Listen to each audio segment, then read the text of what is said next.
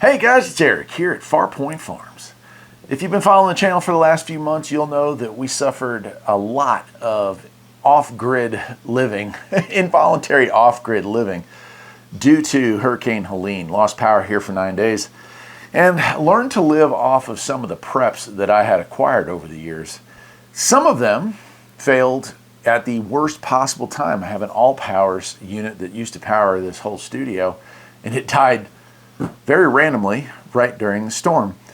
This is its replacement. This is from Bluetti. It's the Elite 200 version 2 portable power station. It's heavy. It's a big girl. So we're going to open this thing up. We'll check it out. I'll go over the specs with you. And then just around the corner here, I'm going to plug it in, and that'll wrap up the video. Before I even open it, let me tell you this. Without a portable power pack like this, without a portable solar charging station, whatever you want to call this, a battery generator, I would have lost over $1,000 worth of food just in my freezer alone. And so having this was life-saving for my wallet. So I think these things are really, they've proven themselves to me anyway to be invaluable here on the farm. And I'm excited to try this one out. Bluetti is a much respected brand in the industry. All right, well, here we go. Got it out of the box here. Let's take a look at the manual before we move on. Little warranty card here. The Elite 200 V2, and just some. So we're looking at 27 pages of information, all in English, and does have grounding. This product must be grounded when connected to the grid.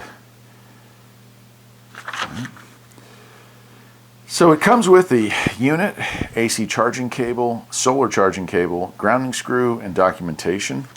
You can also get USB to USB-C cables, car charging cables, 12-volt DC plug cables. So in the charging here, this is the other reason. So the other reason that I purchased these was we had one fail, the all powers one fail, and we had two other units that had what's called slow charging. And so they hooked up to just 200-watt chargers. They look like laptop bricks. And they would charge, but it took 12, 16 hours to charge up one of these things. And that was it had never been an issue until it was. And the second it was when the power went out. To run these things all day and then charge them up with the generator, the gas generator, would take like an hour and a half, 2 hours if it was a fast charger. And we only had one unit that was a fast charger.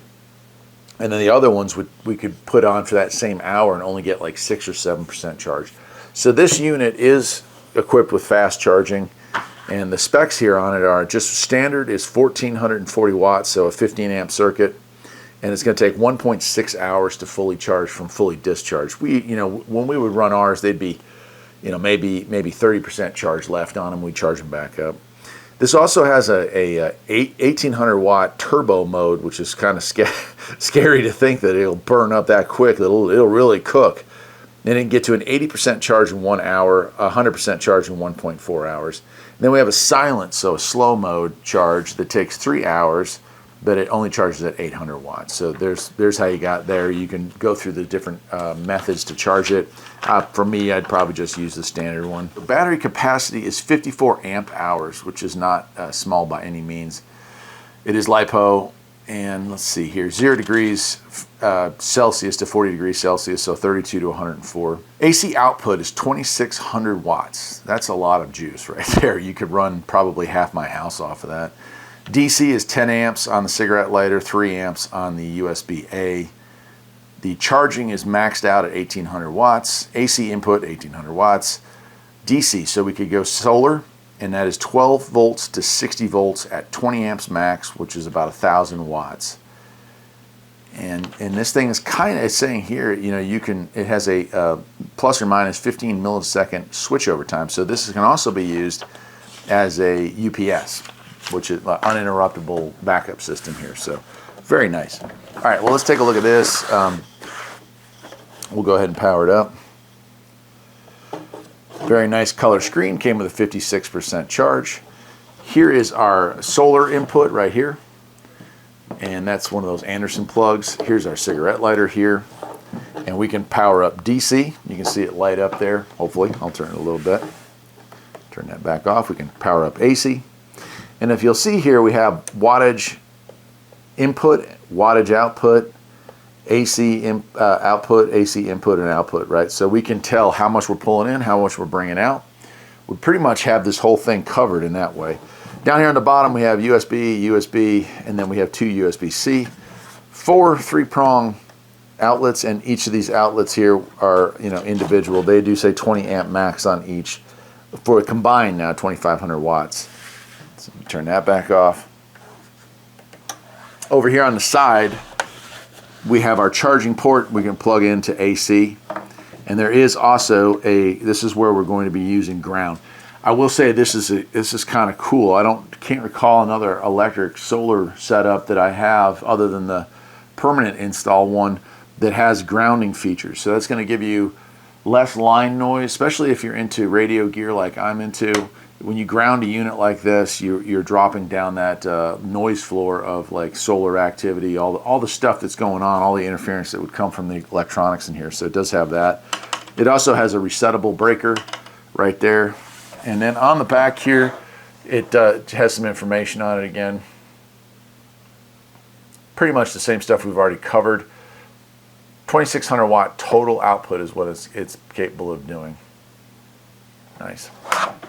And yeah, the back and this other side here are empty. The top is empty, so that's about it. Let's see what's in the box here.